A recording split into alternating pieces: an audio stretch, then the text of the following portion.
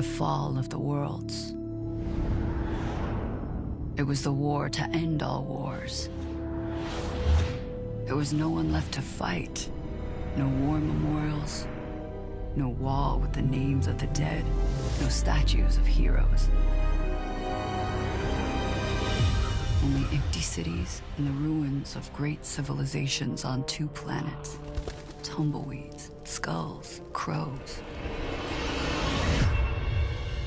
Only in Zalem did the lights stay on. Who attacked first? It doesn't matter. Once it starts, there is always a wrong which needs to be righted. Always an attack which needs to be avenged. Memory is short, hatred is long, and truth is the first casualty. Humanity's failure is that it started. Our past began as one. Humans looked outward, founding colonies among the stars. Earth and Mars were the interplanetary superpowers.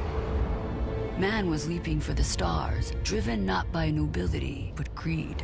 Greed that consumed the parent worlds, pitting Mars and its interstellar colonies against Imperial Earth. And they went to war. Not a war for independence, but a war for all the marbles.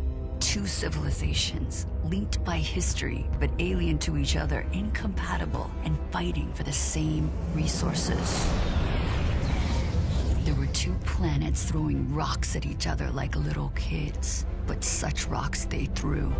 In the grand expansion across the galaxies, man had mastered matter and energy and time itself, but learned no wisdom and found no peace. For with the mastery of matter and energy came fearsome weapons. Alita was born at this moment in history. An innocent human child brought to life on Mars. She was called Yoko until the war between the planets destroyed her home and family. She was plucked for action by the war machine, her brain installed in a basic titanium core and a no-frills cyborg body for adaptation and training. She was only 17. By the time her brain was transplanted into a Class 1 Berserker-compatible core, she had been identified as a high-value military asset, armed with the ultimate in 24th century cyborg technology. What role was this 17-year-old girl to play in the battle between Earth and Mars? Was she good then? Was she evil? Was she the Erm's instrument of destruction?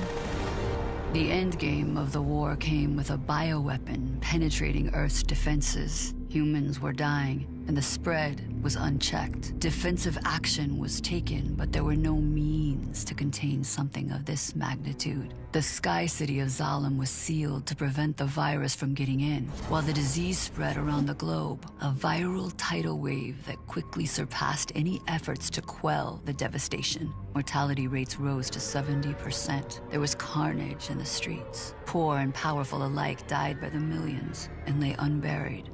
Zalem above watched as the lights of the world went out.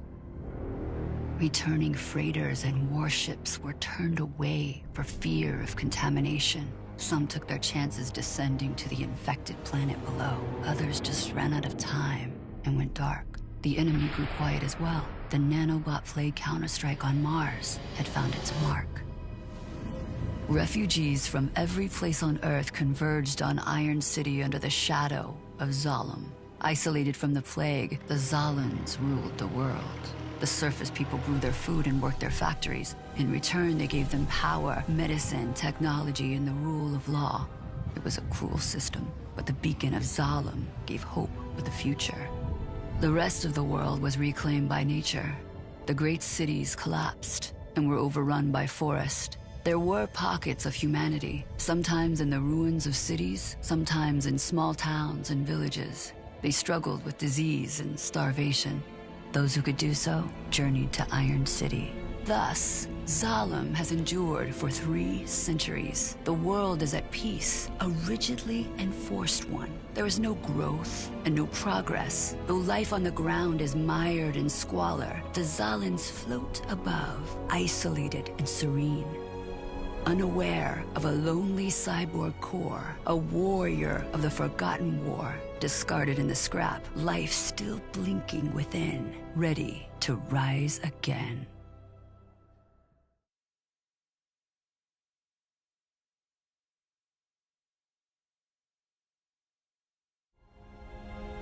This is Iron City.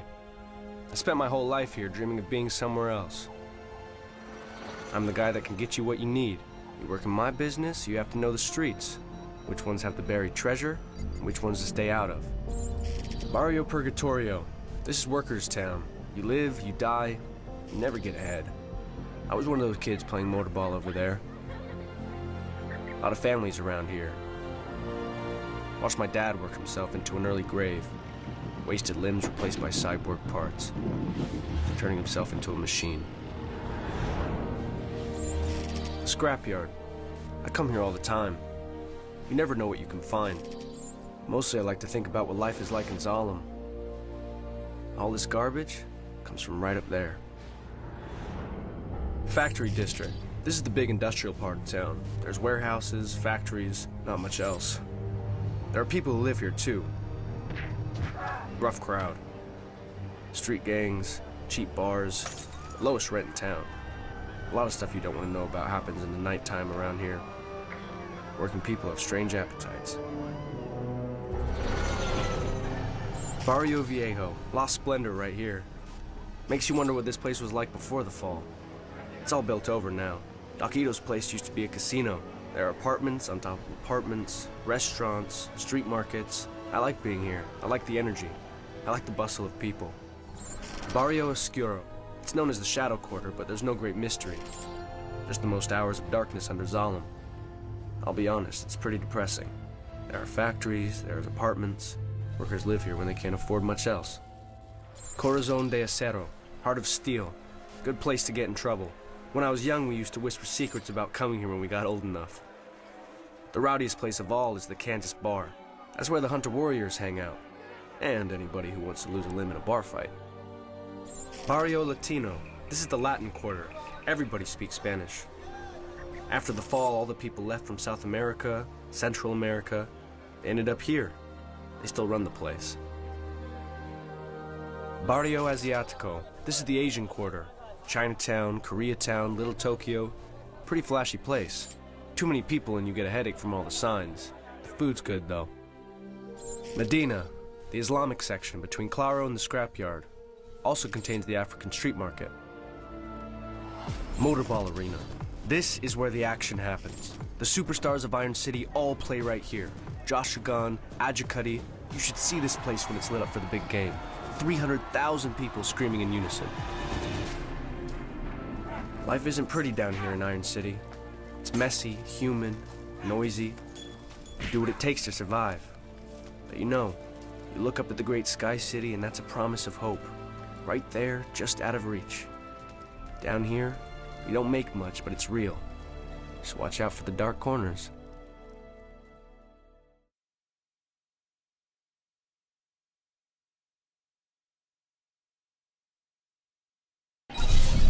It takes time to adjust to your new life.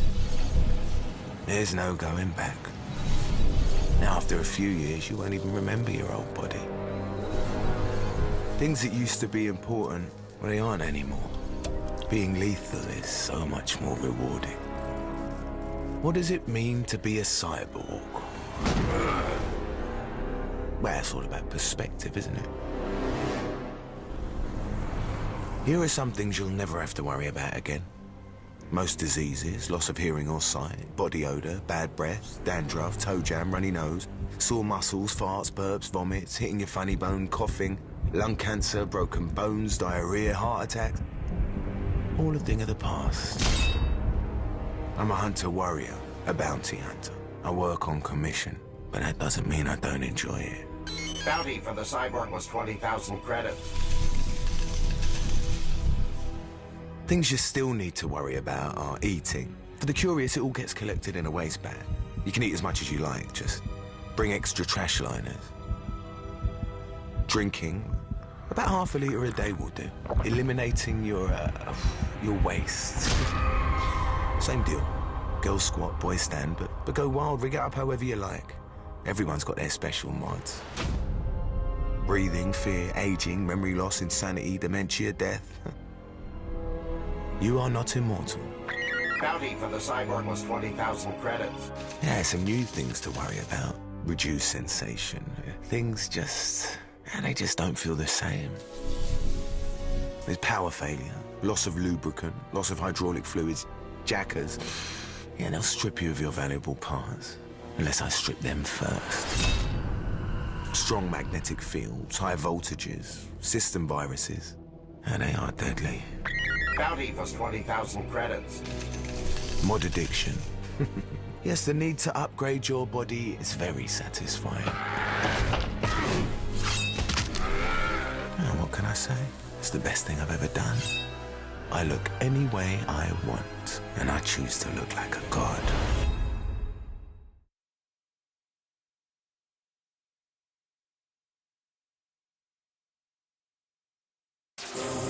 Welcome to Iron City's Sport of Kings Motorball. Gladiatorial battle as you've never seen it before. It's machine versus machine in pitched battles to the finish. It is a proliferation of ferocious machines as weapons and techniques become ever more fierce. Let's see how the game is played. Rules of the game number 1. In team competition, 2 teams of 7 compete on each side. First league standard, though in lower leagues there are 3-team and 5-team versions. Each team is allowed unlimited substitutions as long as there are never more than the initial allotment of players. Substitutions do not apply for players removed from the track on penalty.